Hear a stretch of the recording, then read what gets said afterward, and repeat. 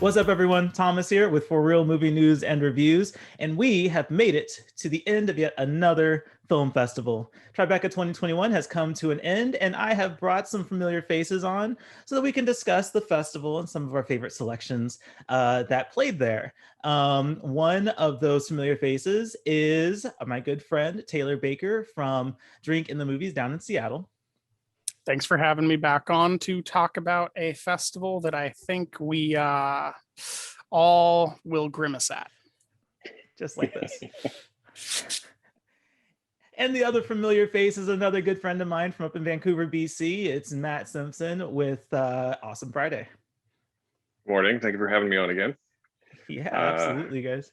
I think I might be the least grimacy of all of us, but I also put the least effort into this festival. So. That might have been a smart decision. But, time well played. Yeah. So Tribeca came with how do we put this? Some positives and some areas of opportunity, I think is a good way to list it. It's an excellent spin. Yeah. I can't wait to vote for you in 2028 as you're stumping. It's so political. How do I say I hated this festival experience without saying I hated this festival experience? It was certainly a challenge, and we've had I think we've had our hiccups with other film festivals over the past. Oh yeah, South by Southwest particularly was very, very frustrating. But I think the lesson here is communication is very important. Proper communication and setting the right expectations, very important for making sure that everyone has a fluent experience, even if it's not as comprehensive as we would like. At least setting proper expectations could help ease that for us a little bit. Yeah, Matt, I mean, let's start with you. How would you explain your experience to Tribeca to someone who didn't attend? Well, as someone in Canada who's probably one of the only Canadians who even could attend because it was, geolocked for the normals to America. So my experience, like I know you guys were super frustrated, and I was at times too. But getting ahead of myself. There was no communication. There was very little communication. I was accredited for the festival very late in the game, like days before it started. So I actually had to have you, Thomas, send me a lot of the press notices because they went out before I was accredited, which is fine. I mean, but I feel like there should be a process for that. And then anytime I needed to ask a question, it wasn't really answered, or it was answered really, really slowly. I don't know how much of that was just because I'm in Canada. I sent a lot of emails asking questions about like Canadian distribution plans, because obviously people in Canada couldn't watch the movies I was talking about, and I almost never got an answer. And a couple of times I got redirected. Like I asked for a screener for that Soderbergh movie, No Sudden Move, which I still haven't seen, and it comes out in like days now. 5. Yeah, like next week, right? Like Friday or whatever. Of course, Taylor's didn't count. So I emailed them and said, can I get a screener for this movie? And they said, oh, we're going to loop in our Warner Brothers people. So then I emailed and said, hey, I'm from Canada. I want to watch this movie as part of Tribeca. And they went, oh, okay, we'll circle back and talk about it, but we're going to loop in our Canadian Warner Brothers people. I went, great, awesome. Hey, I'm Matt. I'm from website in Canada. Yes, we're super small, but I'm also super stoked, and I'll talk about it endlessly. And they're like, great, we'll circle back. We'll circle back. I've emailed them 3 more times.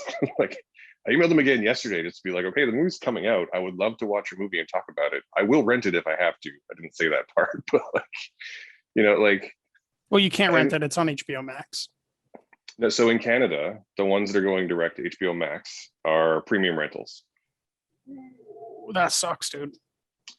Yeah. So like I saw Godzilla vs. Kong like... on the first day, but it was a $25 rental. Wow. Yeah, that converts to still like $20 here in the States, right? Yeah, pretty much. I wouldn't pay for that at home. No, I wouldn't either. Have you attempted VPN? So I can't subscribe to HBO Max because I don't have an American billing address. So Oh, wow. maybe I'll talk to one of you guys after about that, actually. Yeah.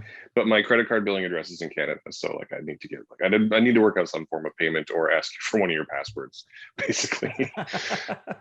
Yeah, I'm trying. But I mean, yeah, so it's not like it's not going to be available to me, but what is annoying is that like even now, so I have like 3 contacts at Warner Brothers Canada who are all supposed to be the people who are, you know, the people you talk to when you're press. And I'm just going to qualify, my website is the smallest website on the internet. I fully acknowledge that, but I just want an answer.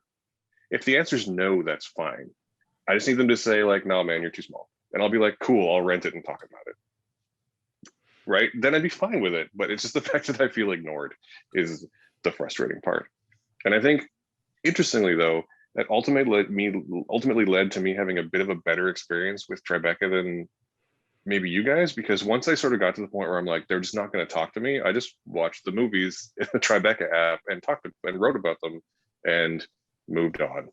Like it's, you know, like I stopped stressing about it because it obviously wasn't going to go anywhere. So I stopped trying to make it go anywhere. I think there came a point for all of us where, and maybe I shouldn't speak for you. There came a point for me where it was just like, I just have to set my own expectations here. Because that level of being ignored wasn't just with the publicist. I always got the sense that if the answer was too difficult for Tribeca to respond, they would either pass it off to the publicist or they would just ghost you and not even bother responding, which Yeah, was that's true too. unfortunate. Yeah, which was unfortunate. But I can imagine how frustrating that is, being in a territory outside of where Tribeca is allowing people to watch it, because you're trying to promote these films and you have that international complication. And so yeah, that's a unique perspective to analyze the festival at.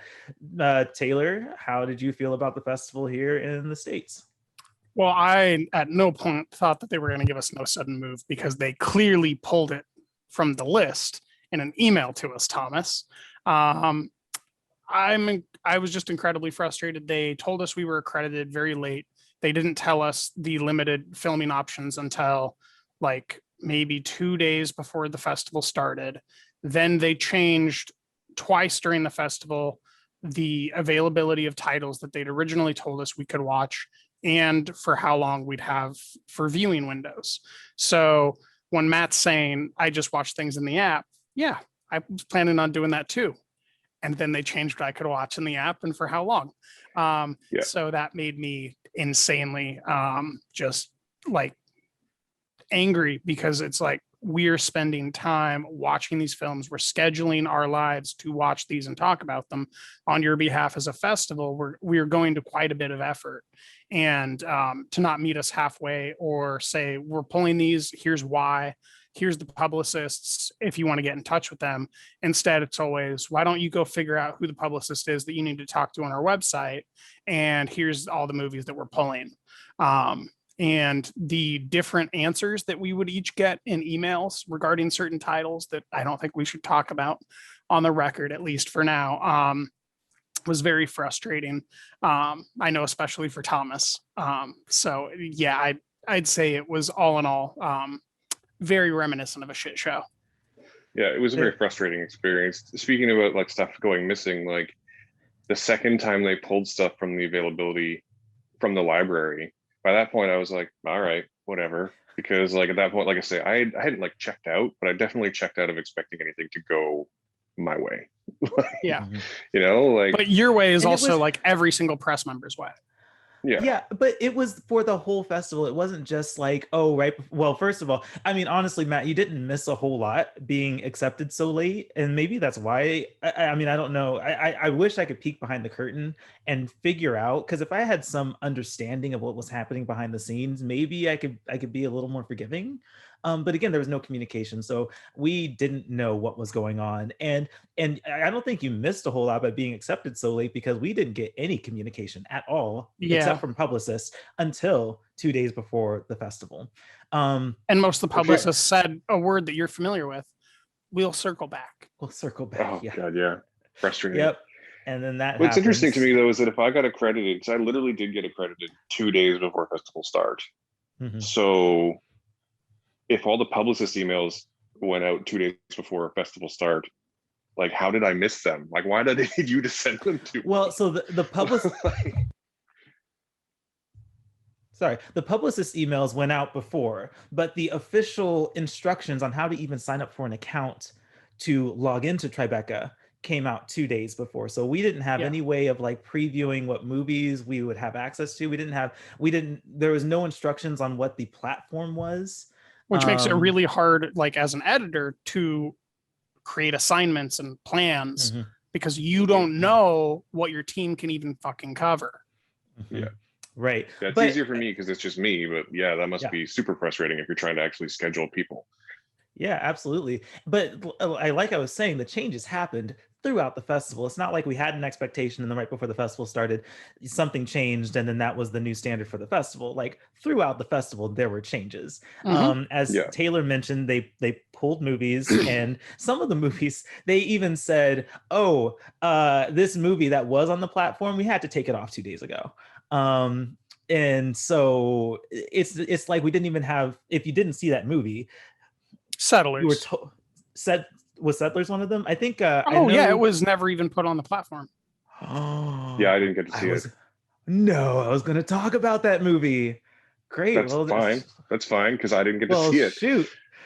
Yikes. I didn't know that. I covered that movie before the festival, so it didn't dawn on me to check whether it went, because I know it was one of the later screenings. Wow. Dang, I'm sorry, y'all.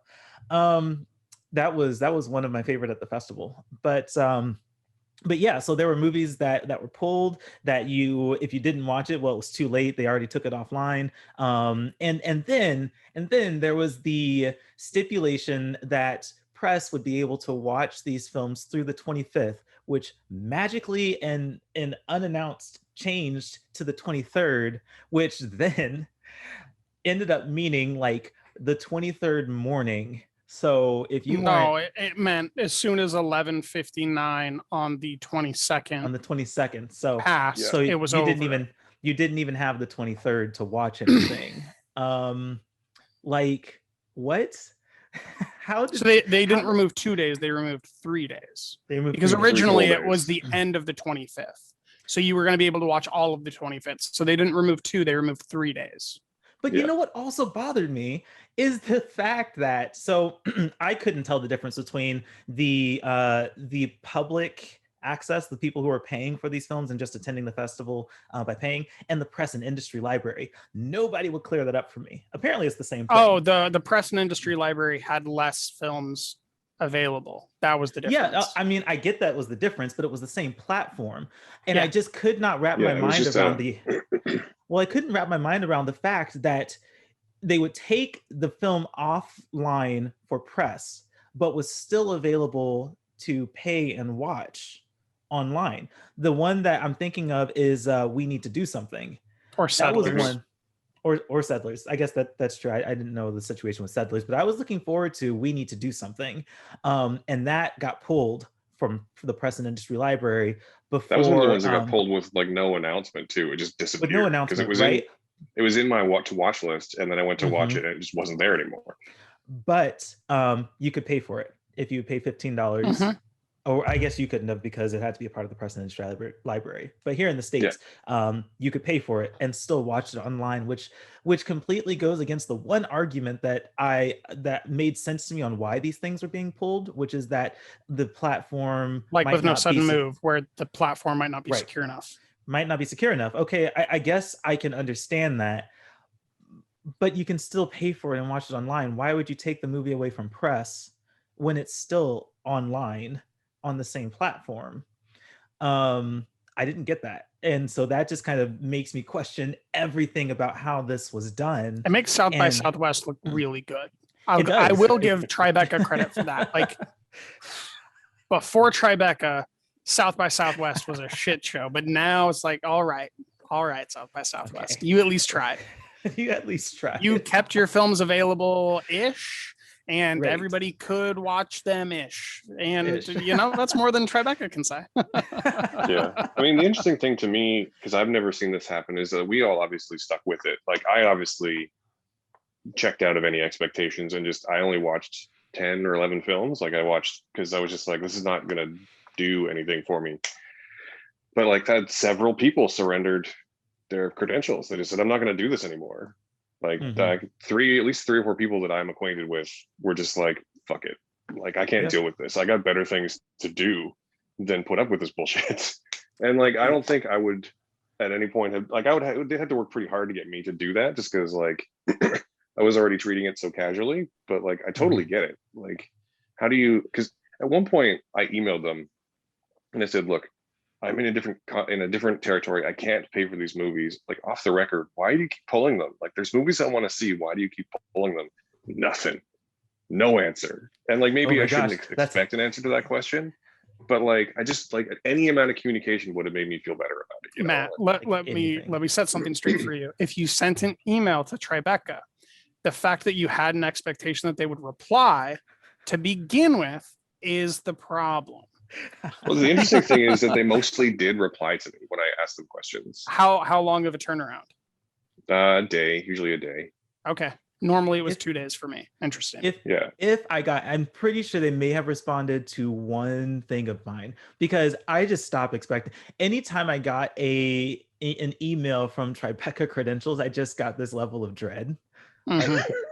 Well, shit. I would get rage texts from Thomas in the morning because he would get up before me and like read an email and send me some rage text, and I'd wake up and like groggy eyed and be like, oh no. Tribeca like, Credentials emailed us. Yeah. And I like wouldn't even want to read his full message. I'd just be like, okay, I know what this is gonna say. Yeah, it's just infuriating that we didn't have the communication. And I obviously film festivals have some titles that are stronger than others, and it's really unfortunate that the strongest titles at Tribeca were so potentially unavailable. We don't know. The highest anticipated selections weren't available to press virtually. Even in the Heights, like how do you mess that up? Like guys, it comes out in 2 days. Like In the Heights was one that was so when I said I emailed about to these Warner Brothers contacts that I now have about No Sudden Move, because I really wanted to see it, and it was coming out. It is coming out, and I'll eventually see it. But if you want, we can just talk about Steven Soderbergh for the next 30 minutes, Matt. I'm okay with that. Just start a different podcast.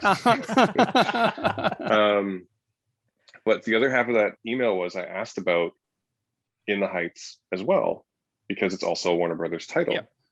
And so I emailed about it right away. Like, I'd really like to watch this movie and screen it as part of the festival. And when they finally replied, the answer was, we'll circle back on No Sudden Move. In the Heights is now available across Canada, so we're not going to give it to you.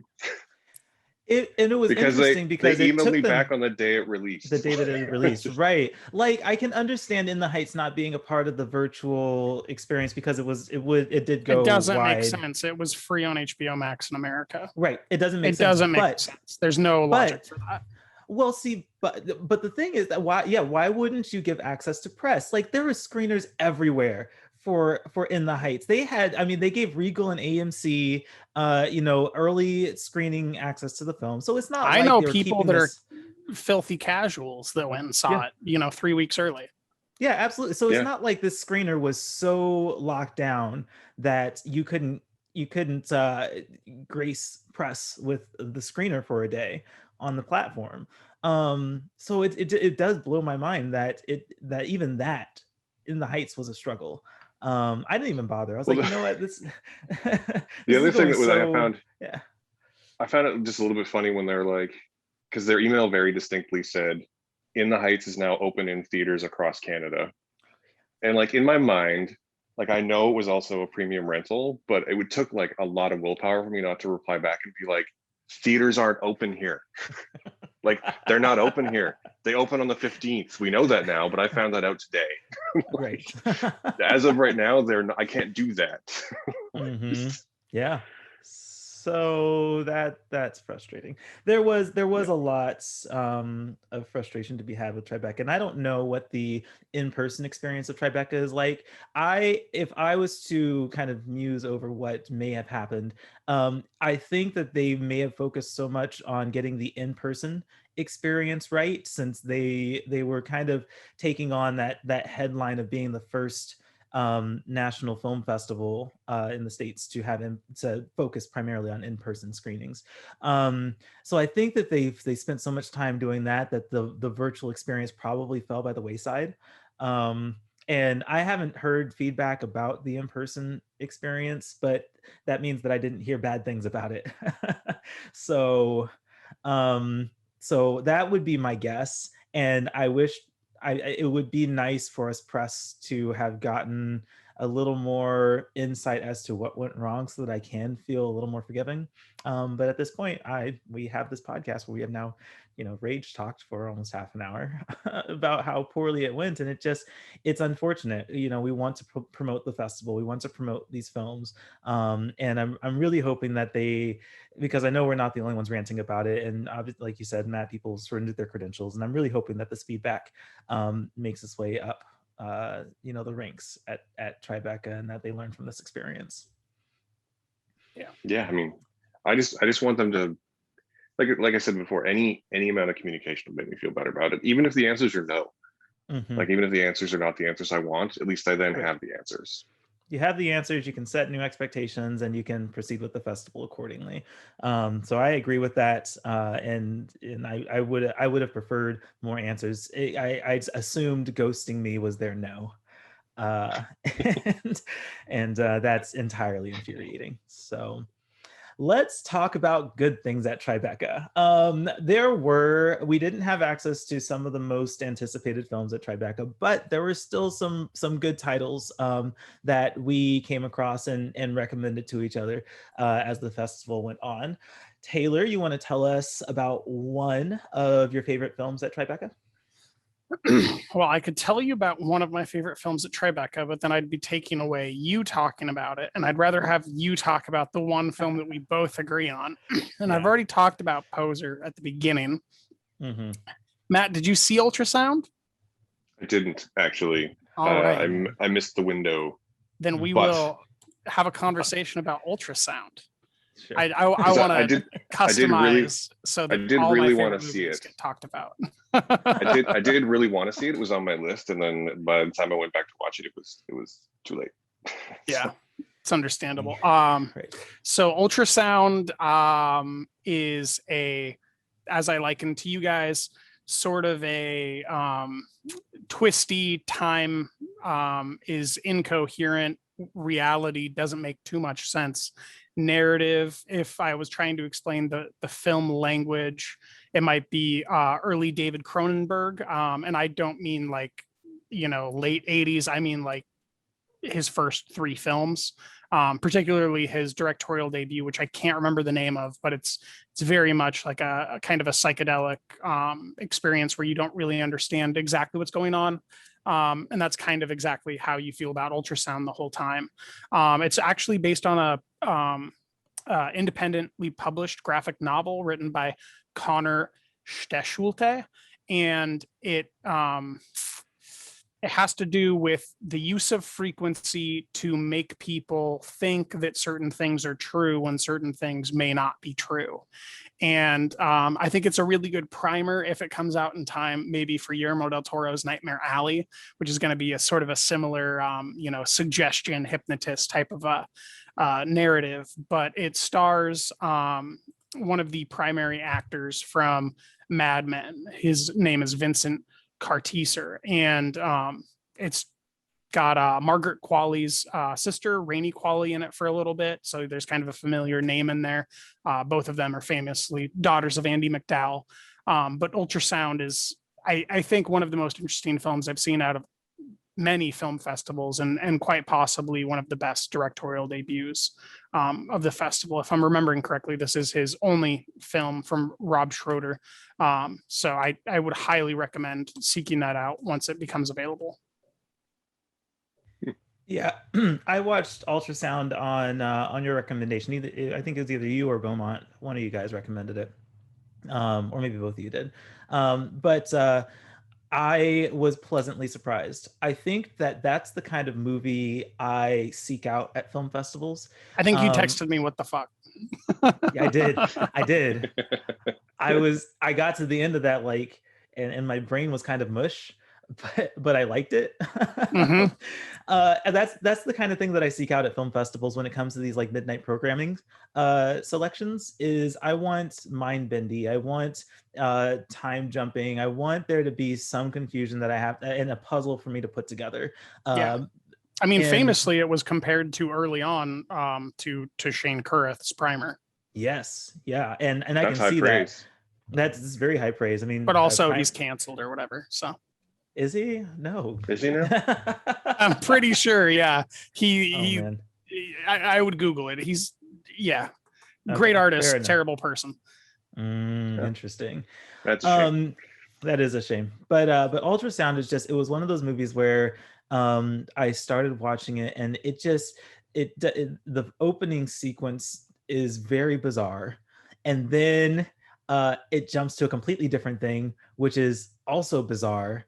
And so it starts on these very two bizarre tones, but it very quickly starts to weave things together, and it's not hard to start like piecing things together. And so it doesn't leave you in the dark the whole time, like you're not spending the whole time trying like confused, but you are working it out. It gives you the Yeah, pieces you to kind of work it understand out. why you're confused, and then you're Right. like, "Where's the answer?" Yes, yeah. um Interesting. it's yeah, so I thoroughly enjoyed it. I do need to watch it again. I would be very interested in how that second experience is, kind of knowing what I know now. And that's what I love about these films that kind of unfold in untraditional ways, is then being able to go back and watch it through again, knowing what you know, and then being able to more coherently piece things together. It's one of those movies, and you can it's I found it to be a lot of fun, and very interesting, and the mystery that I was hoping to find at the film festival. So yeah, that was a Right when it really really good started, I was recommendation. thinking of Sundance's "Coming Home in the Dark," and I Oh was like, yeah. is this gonna take like a really really dark turn the way that that film did? And it didn't. But like the Hmm. intro sequence, you know how like it's just kind of grabbing you in the middle of the world and like putting you in this situation, until like that first 20 minutes is up and he gets his door knocked on back at home in his apartment. I Hmm. kind of didn't really know if it was going to turn into a murder like horror fest Right. or not. There's a lot of questioning that you do about where this is going, And and I that's love. so great tonally, right? Yeah. Because to Hmm. tonally make it so that that's an acceptable route for this to go, but have it not go that way and still feel good about it, that's really hard to do. Yeah, yeah, very good. So it's a very good recommendation. Yeah, I look forward to it, hitting the whatever public domain it goes to, Yeah, and I think people it'd can be a see it. great acquisition for Shudder. I Shutter, really do. absolutely. Absolutely. And that would be a really great home for it. Yeah, for sure. Matt, what was your favorite?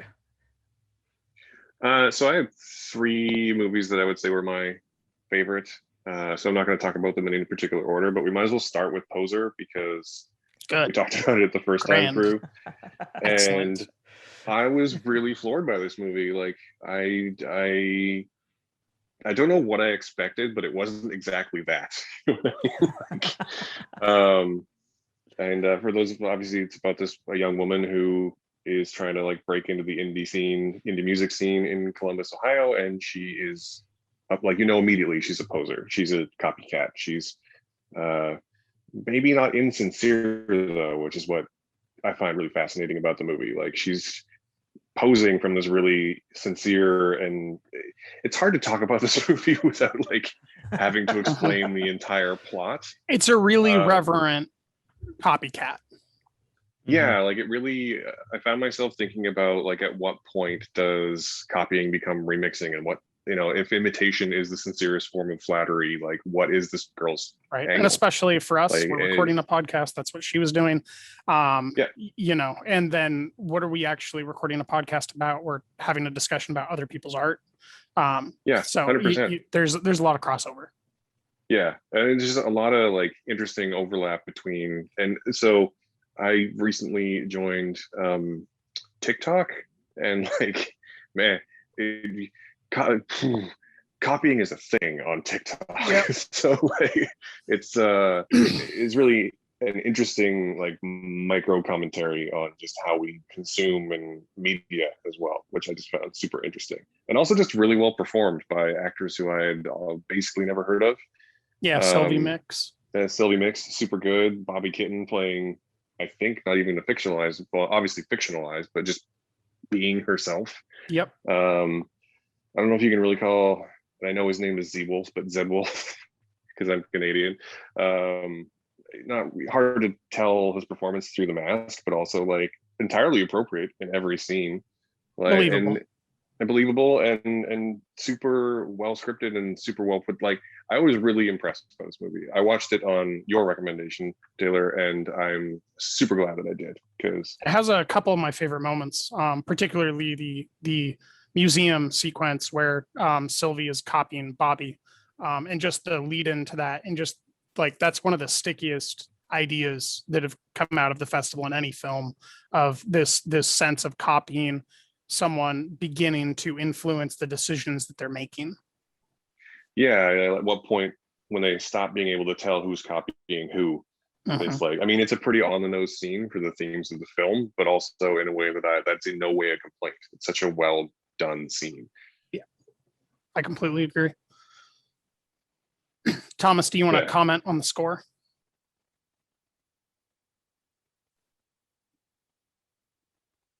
I feel like Thomas can't hear us. It would appear he can't. Is he muted? Am I muted? I'm not muted. Well, wait, we're hearing each other. Yeah, we're hearing each other. So, I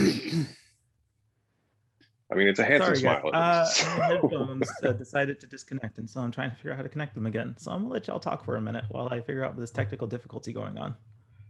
Oh, very well. Why don't you move on to number 2? You said you had 3. Yeah, I had 3. My second one was actually the Anthony Bourdain documentary, Roadrunner, which I found to be very affecting, actually. I was thinking about this morning. Previously? It's the thing. I actually, like, I'm obviously couldn't not be aware of him, but I was never a huge fan. Like, I'd watched a few episodes of his show, and I'd seen him on other like late night shows and other stuff like that. But I was never like a big like Anthony Bourdain guy. But the documentary was, I don't know if you watched it, but it was super well produced. I haven't. I'm probably going to watch it today as part of AFI. Nice. It's super well done. It's and this part of this might be that, like, I think you did watch Wolfgang, right? I did. Right. So Wolfgang is, to be clear, I enjoyed the movie, but it's by the same people who did Chef's Table and Jiro Dreams of Sushi, and it's very reverent of Wolfgang Puck. Like, yes, it's very and unchallenging, and they don't actually show him as an artist. There's a lot of problems I have with that documentary. Yeah, I thought it was fine, because I was just like, oh, it's just an extended episode of Chef's Table where they tell me that this cookie's a god, basically. Like, those feel like I like them, but they're very hagiography, you know, like they're. And this wasn't, and Roadrunner is not that, and it's hard. It would be hard for a documentary about Anthony Bourdain to not be fully about the fact that he committed suicide a few years ago. Yeah. And to some extent, Roadrunner is about that, but it's not about that. You know, like the last half hour or so is all about the lead up to what happened. There's no easy answers because he didn't leave a note. And so we can never really know for sure what was going on. But most of the film is just about his life and how he lived his life. And I found the whole thing, and just, I found it really affecting. As a person who's like suffered from some like mental health stuff, like depression and anxiety, like I found it very powerful. And I hope that lots of people see it. And more than anything else, especially toward the end when his friends are being interviewed and they're finally starting to talk about the fact that he committed suicide, like, it's very clear that this man had a profound effect on just everyone whose life he touched. And yeah, I don't want to spoil any of it for you, but it makes it clear that like he was Does a he human die being at and the not end? not quite, not quite. Oh, dark But humor. the film is a very the film is a very human portrait, which I appreciate. Like they don't shy away from calling him an asshole when they need to have called him an asshole, you know, like. Mhm. And even his friends at the interview, like at one point there's one interview talking head bit with David Chang where he says something which I won't spoil here, but he says something that was like he was very good friends with Bourdain, and Bourdain said something just super shitty to him, and just that whole sequence, that whole interview is really affecting as well. So I don't usually end up with a documentary in my sort of top films from any festival, but this one landed there for a lot of reasons. Cool. Yeah. Are you back, Thomas? He's talking, but I can't hear him. Correct. Can you hear me? He probably got his headphones muted or something. No, so I don't know. My computer decided that it didn't want me hearing everything. So I had to connect a different way.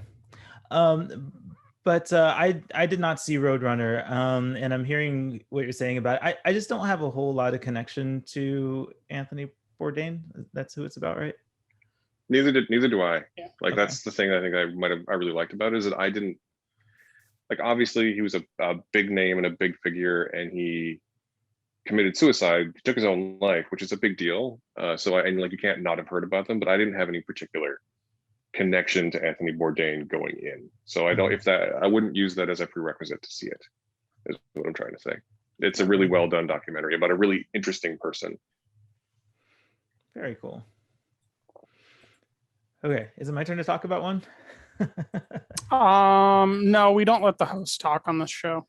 Thanks, though. I don't like that. Wait, I'm supposed to be the one that decides that. Taylor, I'm muting you. So the one that I'm going to talk about, and I'm pretty sure the one that Taylor was alluding to, is Lorelei, right? Lorelei. Lorelei? I don't know how to pronounce it, but it's a damn good movie. I had very little expectations going into it. I wasn't necessarily captivated by the premise. It didn't. There was nothing that really stood out about it to me. And I so told you it was good, so you were like, "Oh, it's bad." Yes, he did. He told me it was good, and so I was very hesitant. But I did go ahead and check it out. And it turned out to be incredible. Incredible from the sense that it's really just great storytelling. And I think getting to know these characters was really satisfying. Especially when it gets to the end. I don't think it necessarily, because I spent the movie thinking, what is this building up to? What is the climax going to be? What's going to be the drama here? And I had theories. Like I had these ideas of what might happen, that were very cliche and very dramatic. And it surprised me at the end. Where it ends up, um, was just such a satisfying way to lead this story, and kind of lead these characters to down this road of being a family, being a somewhat untraditional family, I guess. So I was a big fan of it. The runtime also kind of was something that made me hesitant. It's a little bit longer. I think it's almost 2 hours. Yeah, 110 on 110. minutes. So yeah, it was almost 2 hours, and I was pretty used to 80 to 90-minute movies. But you certainly weren't choosing only 80 to 90-minute movies. No, I wasn't, but it certainly was. Oh yeah, you were. Don't lie. No, I would never do that. This one's shortest. Start here. I might prioritize films based on those runtimes, and I think that was kind of where I was with this. Like the runtime was like, should I watch it now or can I put it off? And I'm really happy I didn't. It was just such a good story, and it has this really satisfying nature to it, and I loved it. Yeah, it's an incredibly sweet film. I think the cover does it a massive disservice. It Yes. looks destined for the Walmart $5 bin on Premiere when it's printed. But it's one of those indie romances that has the potential, if they marketed it properly and got it in front of the right amount of people, where it would kind of have, just a little surge of popularity, but it's kind of hard to market something that's like starring the leprechaun from American Gods and one of the evil people from the Neon Demon. Who doesn't want to watch them fall in love after he gets out of prison? I mean, To be they fair can kind though, of put like Hunger Games. I like Jenna Malone. Like I like Jenna Malone in a lot of stuff. Yeah, Hunger Games among them, but she did a lot of stuff. I love both of them, and I like a lot of the performers here. It's just it's hard for someone to say we're going to sell this name as a marketing move. Yeah, to I guess Mhm. anyone other than like the indie or festival crowd, which is where she really made her bones. Yeah, It is, I and don't know why I it's didn't watch this movie, to be honest. oh yeah, if you can get around to it, if you can ask for a screener or something, like it's really really good. I do think that marketing will be a challenge for this one, which is so unfortunate because it's a great cast and it's a very well done movie. I do wonder kind of where this one will end up. yeah, it's hard because it's not a feel good romance. No. It's a romance. It's a drama. It's it's I wouldn't liken it in any way other than some genre similarities to something like The Place Beyond the Pines, where it's like, how the fuck do you market this thing if you don't have Ryan Gosling and Eva Mendes to sell it for, just hot factor? Like you can't sell this thing because it's as like a family thing that's happy, because it's not. It's a feel sad. It's kind of like the problem that Joy fell into with David O. Russell and Jennifer Lawrence, where this isn't a happy story. It's not necessarily really contemporary. There's a lot to like about it. There's a lot of charm, but it's really backwoodsy and small. And you can't really get even a Leave No Trace campaign behind it the way that you could with Leave No Trace.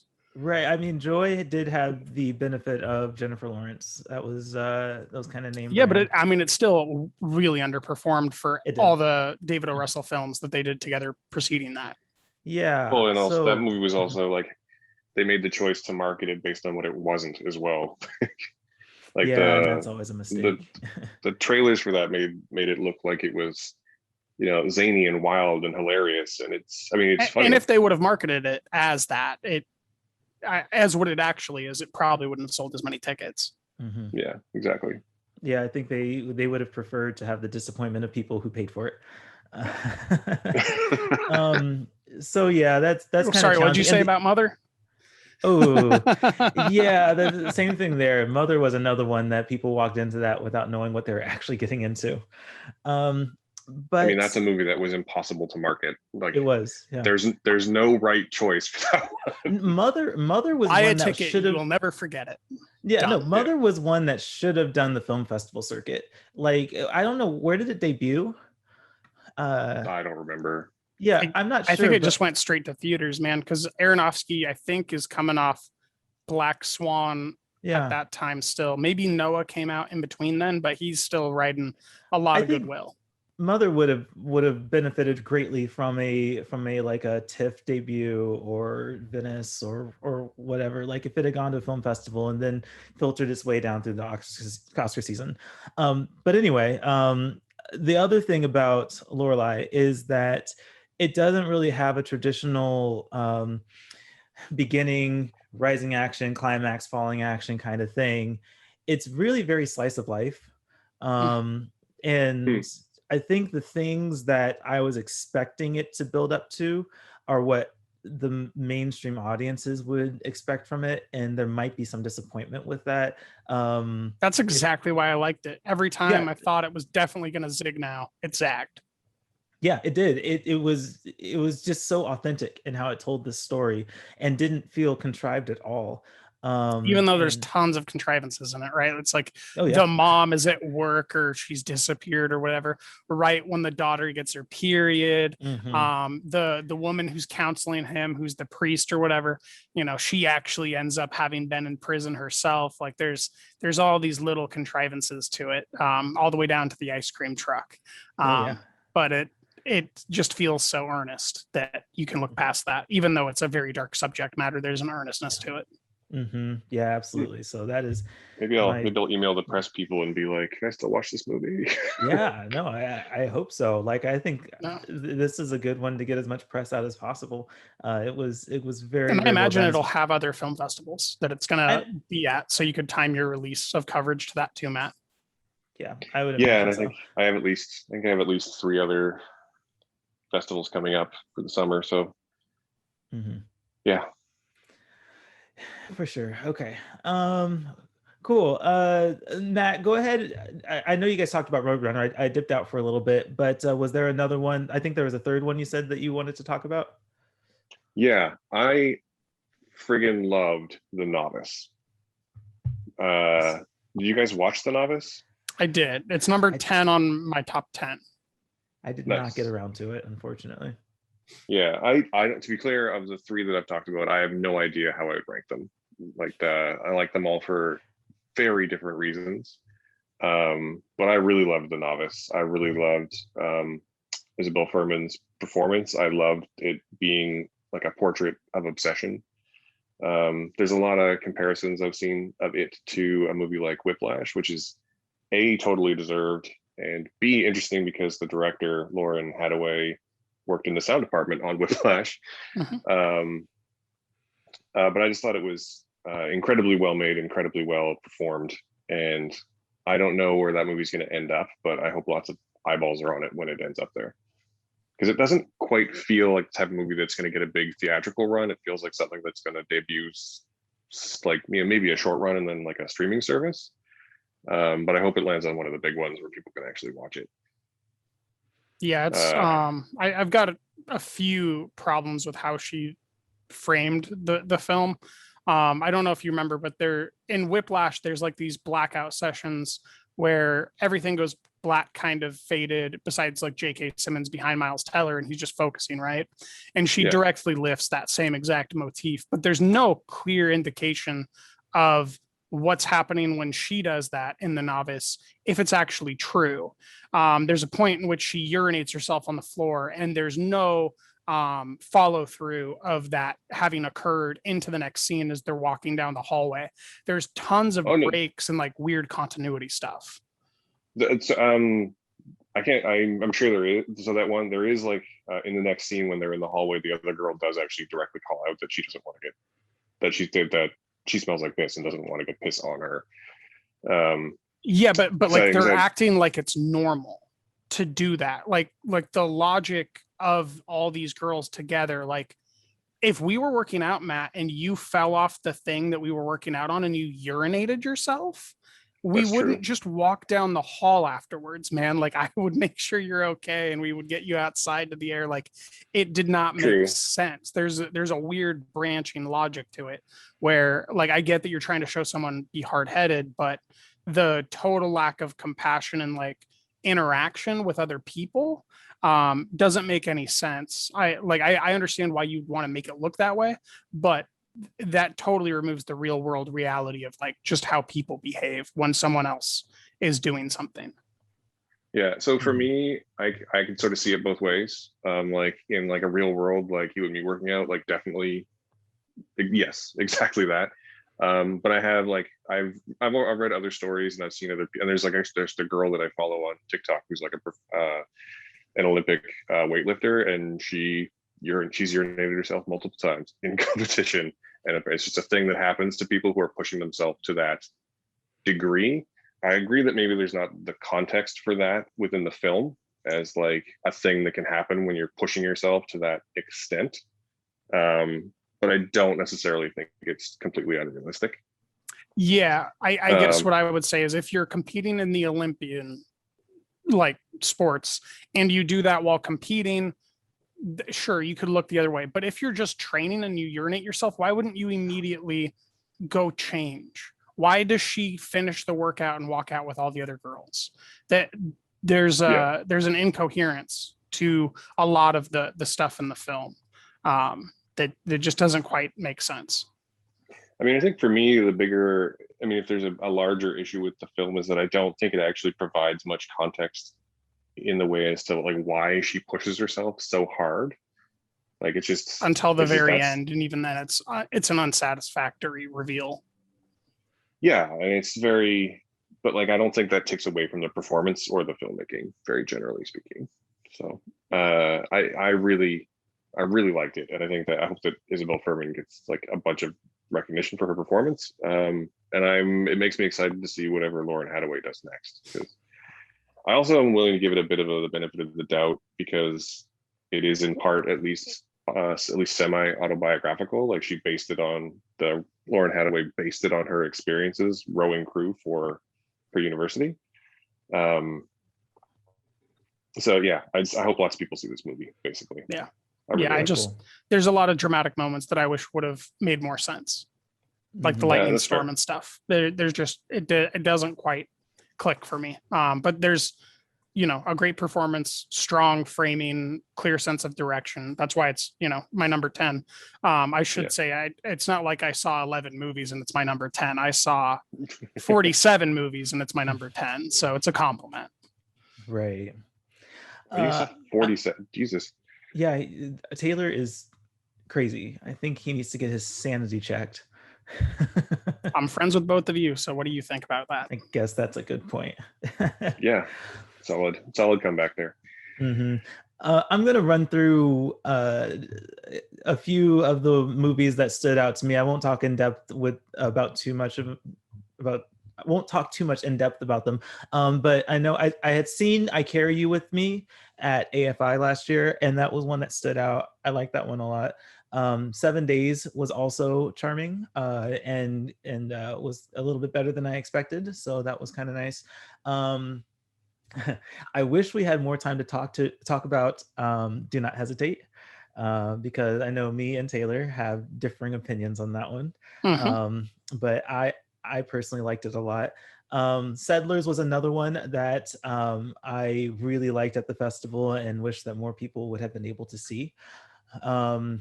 The Justice of Bunny King was another highlight as well, and I actually was able to interview S.D. Davis, and so I plan on publishing that interview sometime soon. So those were really the standout movies that I was able to watch at Tribeca, and hopefully they end up at other festivals and more people can watch them. Taylor, what are the other highlights for you? Well, first, I will also shamelessly self-plug my interview with S.C. Davis at some point that I'll finish editing. But I also interviewed Gaysorn Tavat the other day, and I'll get that up too. And that's a longer conversation with her about, Bunny King as a character and how the screenplay came together. I think it was pretty good.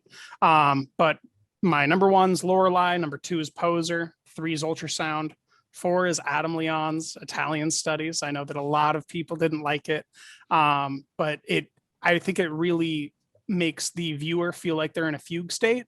And that's exactly what Vanessa Kirby is ostensibly in. And I think that films that have a performer that is confused, where they simultaneously make you feel kind of the same way. I'm really interested in art that makes the viewer feel the way that the subject of the piece does. That's just something I've always been really into. That's why I like films like Mother. That's why I like films like Waves. They're very affecting of how you're feeling or interpreting them based on how the character of the piece is also feeling and interpreting life. So I really liked that. Socks on Fire, great documentary. It won Best Documentary at the Tribeca in 2020. And I had the chance to see it this year. I think it's a very compelling narrative for a documentary. And it's a very, you'll never really forget Beau Maguire and his distinctive taste and flourish. 6, Bunny King, you mentioned. 7, The Last Film Show. I know that Beaumont really liked that film quite a bit. It's a very charming piece. Reminds me of Searching for Fellini a little bit. Really celebrates film and Indian cinema. Glob Lessons is one that took me by surprise. It's a traveling troupe of 2 adult actors that are, going around and performing interpretive Shakespeare and like Robin Hood tales to little kids in elementary schools at libraries. But it gets really like it has a heightened state of drama without ever getting cheesy. Really great performances. It's a directorial debut, and from Nicole Roddenberry, and she also plays one of the main leads, and she wrote it. And I think it's based somewhat on an experience she had. So I highly recommend Glob Lessons if you guys get a chance. And then my favorite international documentary of the festival is Ascension, which is a damning look at the industrialized China of the modern day, where you hear Barkers saying, no one over 35, no one under 18, you have to be this high to work. We'll give you, $3 an hour, no tattoos, no piercings. And that's just the start of the film. And it gets darker and more depressing and grosser the more you go on. And then, as we just talked about, The Novice is number 10, ranking out my top 10. Nice. Great selection. I'm happy that we were able to find some really good films at this film festival, and despite the challenges we had to deal with, I think that we can still walk away with some positive experiences with films and some conversation. So. Yeah. Before we hop off, since I sense that you're winding down, I will say on the record and put you to task, Thomas. Matt, I'll also put you to task. Let's all make our Tribeca ranked lists public, or what we watched, and then have Thomas embed them in his show notes. So if people didn't catch something, they can go ahead and reference that via the URLs. Yeah, that's I already have great mine. idea. I have a letterbox list with everything that I watched and how I rated them, so I can just put that somewhere. Excellent. Perfect. Cool. I'll collect those links from you. That is a good idea, Taylor. And yeah, let's wind down. Taylor, where can people find your content and Tribeca coverage? Drinkinthemovies.com for everything that matters. If you really, for some reason, want to follow me, it's at Earth's Taylor on Twitter. You can find me at Earth's Taylor on Letterboxd, but otherwise, drinkinthemovies.com is going to have everything you need. Sweet. Matt, where can people find you, connect with you, and read your Tribeca content? It's all on the website at awesomefriday.ca.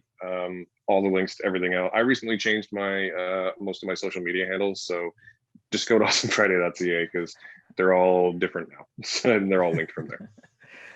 Fair enough. And you can read For Real's coverage of Tribeca, which includes reviews and interviews that I conducted, and also that Taylor Beaumont contributed to as well, at moviesforreal.net. You can connect with our outlet on Twitter, Instagram, and Facebook at Movies for Real, and connect with me personally on Twitter and Instagram at Being TSJ. So perfect, guys. Thank you so much for joining me in this conversation and for letting me rant about Tribeca. Hopefully you guys found some closure in this conversation. Ripped open old wounds. Well, I mean, like I said before, I was over it, so I'm happy to be here to support you. Fingers crossed it'll all be better next year. But until then, everyone, keep it real.